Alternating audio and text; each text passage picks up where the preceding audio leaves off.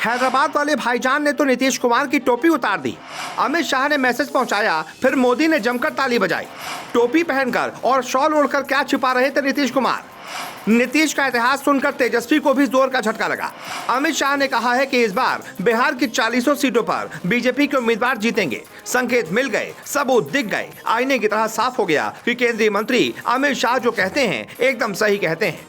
शाह के इस बयान को उस समय नीतीश तेजस्वी ने सपना बता दिया था, लेकिन नीतीश तेजस्वी के अभी के हालात और हाव भाव बता रहे हैं कि वो बीजेपी से डर गए हैं। अमित शाह ने बिहार के नवादा की रैली में जो कहा, उस पर हैदराबाद वाले ओवैसी भाईजान ने अमल करना शुरू कर दिया है। अमित शाह के बाद अब बिहार के बिगड़े हालात पर हैदराबाद वाले ओवैसी भाईजान ने मुख्यमंत्री नीतीश कुमार की बैंड बजा दी है, जिससे अमित शाह मनी मन बहुत खुश हो रहे हैं।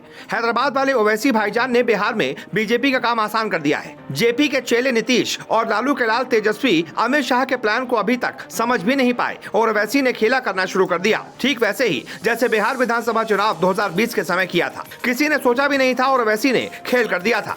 बिहार में ओवैसी ने कैसे बढ़ा दी नीतीश तेजस्वी की मुश्किलें, ये बताएं उससे पहले जरा बिहार विधानसभा चुनाव 2020 के परिणामों में ओवैसी की पार्टी पर एक नजर डाल लेते हैं। ओवैसी की पार्टी AIMIM ने 20 सीटों पर चुनाव लड़ा था, 5 सीटों पर चुनाव जीती भी। इन सीटों पर वोट प्रतिशत रहा 14.28%। इसके अलावा विधानसभा उपचुनावों में भी उनके उम्मीदवारों को खासे वोट मिले। गोपालगंज उपचुनाव में तो उनके उम्मीदवार की वजह से की हारी हो गई। बिहार में हालात खराब होते ही ओवैसी को मौका मिल गया और वो बिहार की सरकार को घेरने में लग गए।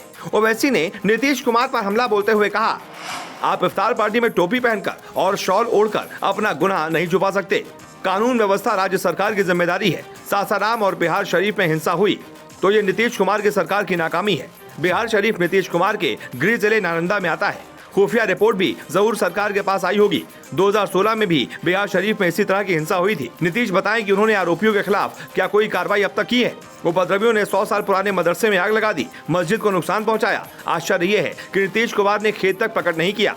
तेजस्वी यादव भी सामने बोलने के बजाय ट्वीट तक ही सीमित रहे। दोनों में से कोई मौका वारदात पर नहीं गया। राज्य सरकार इस मामले में पूरी तरह से विफल रही। ओवैसी का ये बयान अमित शाह के उस बयान के बाद आया जिसमें उन्होंने कहा था कि बिहार में बीजेपी की सरकार बनाए, दंगाइयों को उल्टा लटकाकर सीधा करेंगे।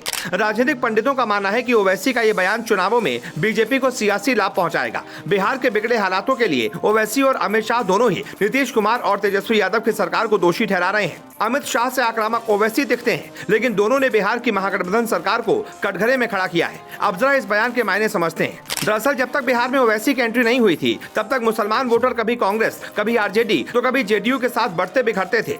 2022 के बिहार विधानसभा चुनाव में ओवैसी की पार्टी ने बिहार में दस्तक दी। पहली ही कोशिश में उन्हें बड़ी कामयाबी मिली। उनकी पार्टी 5 सीटें जीतने में कामयाब रही, जिसके बाद उनका आत्मविश्वास बढ़ गया। तेजस्वी यादव से ओवैसी की खुन्नस इस बात को लेकर है कि उनकी पार्टी के 4 विधायकों को आरजेडी ने अपने पाले में कर लिया। ओवैसी कहते हैं कि बिहार में नीतीश और तेजस्वी मुस्लिम वोट अपने पाले में करना चाहते हैं। ओवैसी की बात अमित शाह से मेल खाती है कि नीतीश तेजस्वी मुस्लिमों के मन में डर पैदा कर उनका वोट हासिल करना चाहते हैं। आपको बता दें, तेजस्वी की पार्टी आरजेडी का तो समीकरण ही मुस्लिम यादव को लेकर बना है। नीतीश अब आरजेडी के साथ हैं, इसलिए उन्हें उम्मीद है कि मुस्लिमों का एक तरफा वोट महागठबंधन को मिलेगा।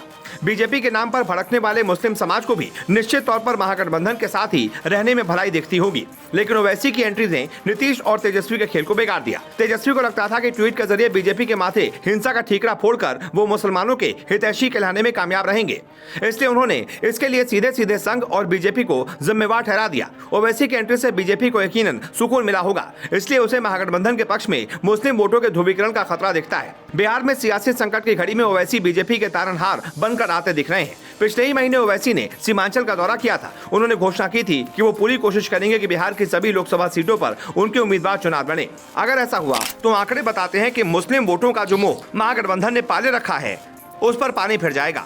मुस्लिम वोटों का विभाजन कोई नहीं रोक पाएगा और बीजेपी को चुनावी फायदा सबसे ज्यादा होगा।